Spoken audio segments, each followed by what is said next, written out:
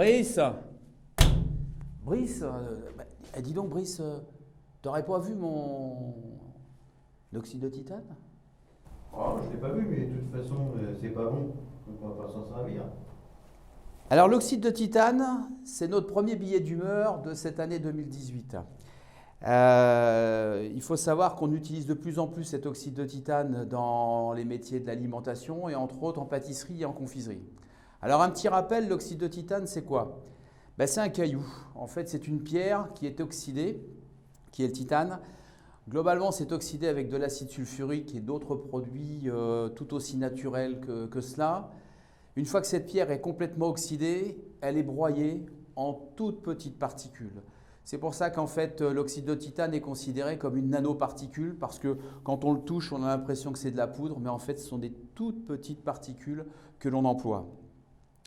Alors, il faut savoir qu'on s'interroge tous, les uns et les autres, sur l'utilisation des additifs dans nos métiers.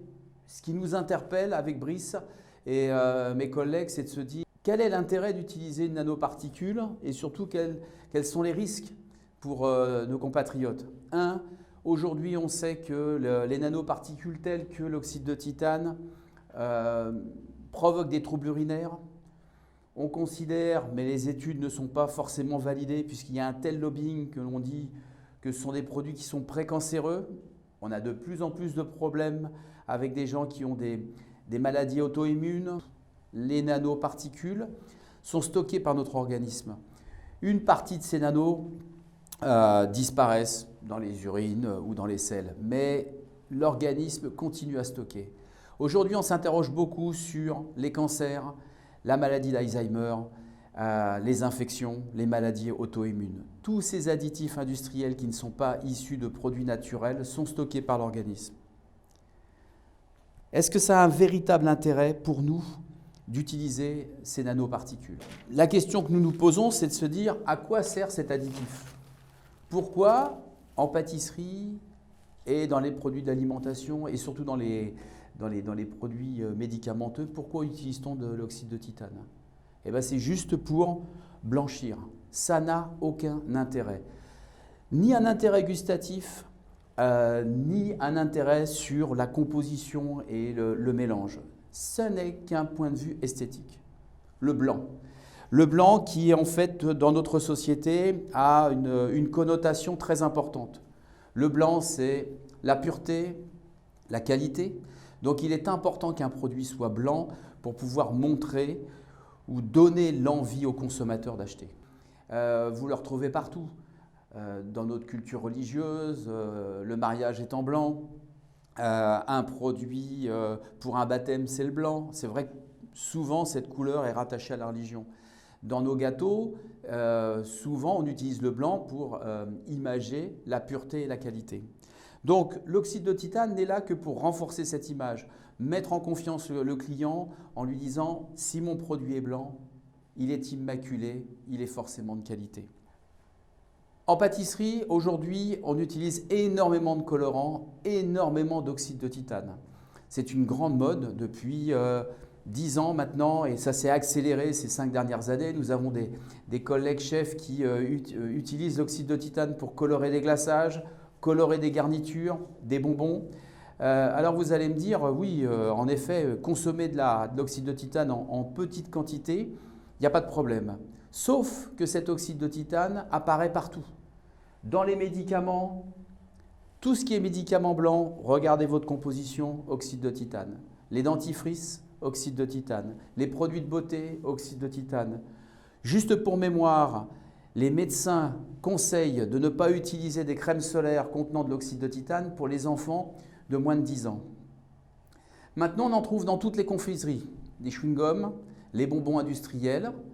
Les chocolatiers l'utilisent pour pouvoir blanchir leur chocolat, pour pouvoir faire des éléments de décor. Maintenant, ça vient en pâtisserie pour ou blanchir leur glaçage ou augmenter l'intensité de la couleur. C'est-à-dire que nous sommes exactement dans le même principe que le peintre et sa palette de couleurs. Pour pouvoir faire un fond, qu'est-ce qu'on fait? On met du blanc et ensuite on met du rouge, du vert. Si vous voyez vos couleurs qui sont extrêmement intensives dans les glaçages, c'est parce qu'à la base, on a rajouté de l'oxyde de titane. Alors en effet, quand on regarde la composition, on se dit « Oh, si vous en prenez un tout petit peu, c'est pas grave ». Sauf que là, aujourd'hui, de l'oxyde de titane, nous en avons partout et nous en consommons au quotidien. Comme je l'ai dit en préambule, nous sommes de plus en plus tous malades de ce que nous mangeons. Donc ce que nous souhaitons aujourd'hui, c'est vous interpeller en disant « Arrêtez d'utiliser de l'oxyde de titane ». L'homme de l'art ne doit pas oublier qu'il est là pour transformer du produit naturel. Les fruits, les légumes, le chocolat, les sucres, on en reparlera. Il y a aussi des problèmes dans le sucre blanc, mais ça c'est une autre histoire. Le plaisir que nous avons à manger, le plaisir de flatter le point de félicité, ce point que tous nos industriels ne cessent de taquiner avec ces additifs, ce sel, ce sucre, ce poivre, cette matière grasse que nous surconsommons. L'homme de l'art doit impérativement mettre toute sa culture, tout son art dans justement flatter ce point de félicité sans aucun additif. Donc, il faut que l'on se rappelle que nous sommes là pour faire plaisir, prendre du plaisir et ne surtout pas empoisonner nos semblables. Donc nous comptons sur vous. L'oxyde de titane, c'est bon pour la peinture, pour pouvoir mettre sur les murs. À très vite.